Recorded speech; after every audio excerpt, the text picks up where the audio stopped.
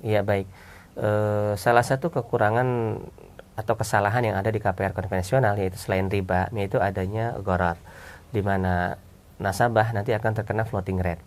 Nah, floating rate ini berubah-ubah setiap tahunnya bergantung suku bunga dari bank sentral.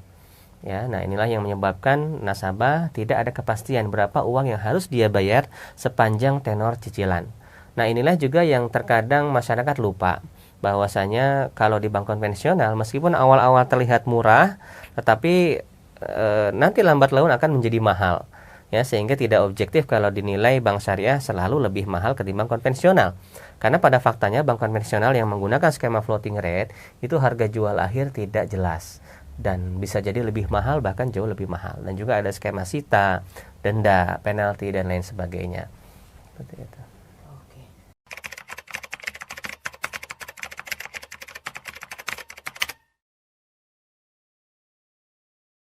Perbedaan antara KPR dengan lembaga keuangan konvensional dengan lembaga keuangan syariah itu adalah terletak di akadnya.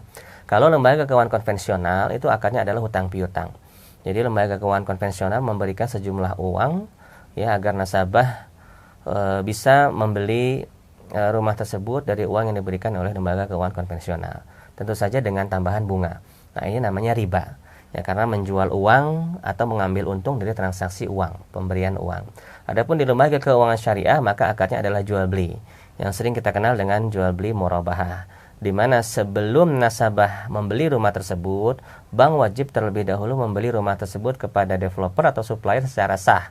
Ya, dilakukan serah terima, baik serah terima dilakukan secara hukum atau secara hakiki.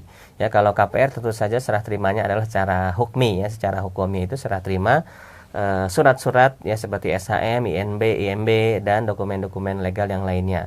Kemudian barulah dijual kepada nasabah secara murabahah. Ya, selain riba, selain kesalahan riba yang ada di skema KPR konvensional, di KPR konvensional juga banyak dilakukan kezaliman. Contohnya skema sita yang tidak sesuai dengan syariah ya. Jadi ketika nasabah mencicil sampai sekian lama dan dia ternyata gagal bayar karena ada uzur tertentu, maka bank konvensional tidak mau tahu dan melakukan sita secara sepihak ya, dan nasabah tidak mendapatkan apa-apa. Dan ini merupakan skema yang zalim ya, merampas hak milik dari nasabah kemudian diambil secara sepihak meskipun nasabah tidak bisa melakukan pembayaran karena uzur tertentu. Karena pada hakikatnya barang yang sudah dibeli itu adalah milik nasabah. Ya, sehingga kalau di bank syariah maka skema sita harus sesuai dengan syariah. Ya, karena barang ini sudah menjadi milik nasabah, maka rumah tersebut kalau nasabah terjadi gagal bayar maka dikompromikan ya rumah tersebut agar bisa dijualkan kembali.